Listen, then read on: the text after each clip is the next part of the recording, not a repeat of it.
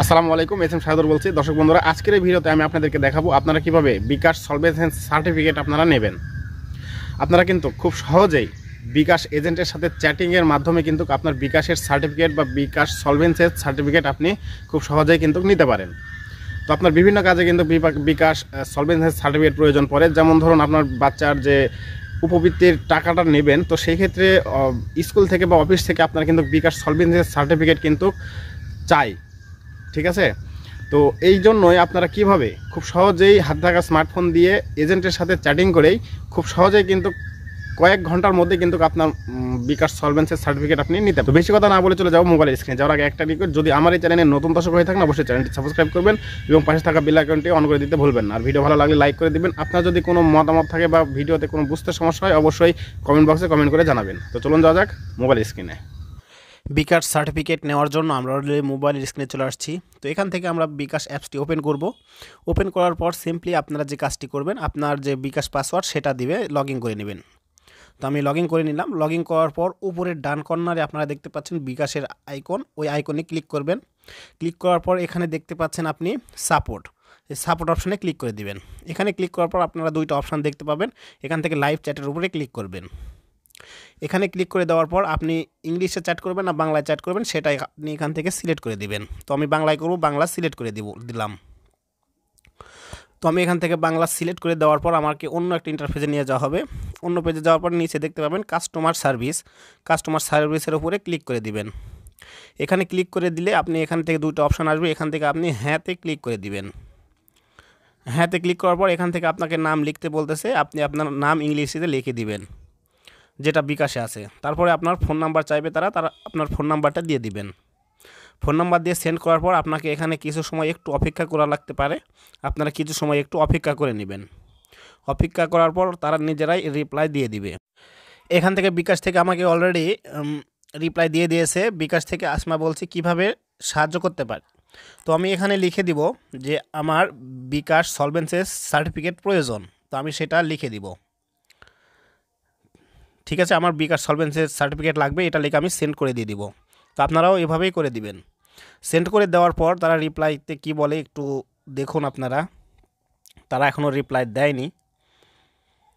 তো রিপ্লাই দিতে তারা কিছু সময় নেয়, মানে 1 মিনিট মতন সময় নেয়। তো যাই হোক, রিপ্লাই দিয়ে দিয়েছে, দেখতে পাচ্ছেন বিকাশ আপনার বিকাশ অ্যাকাউন্ট নাম্বারটি চাচ্ছে।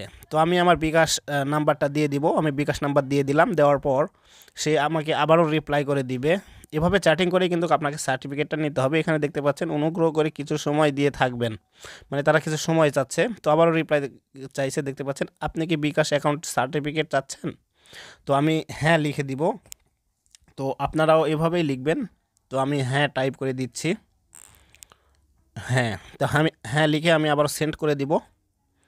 তো সেন্ড করে দেওয়ার পর তারা আবারও রিপ্লাই দিবে। তারা রিপ্লাই দেখতে পাচ্ছেন অনুগ্রহ করে কিছু সময় দিয়ে থাকবেন। তো আবারও রিপ্লাই দিয়েছে, দেখতে পাচ্ছেন এখানে লিখে দিয়েছে তারা গত 30 দিনের মধ্যে আপনার বিকাশ অ্যাকাউন্ট থেকে করা হয়েছে এমন একটি আউটগোয়িং খরচের লেনদেন, যেমন cash out, mobile recharge, send money, payment, pay বিল ইত্যাদি, এ ধরন ও পরিমাণ জানাবেন।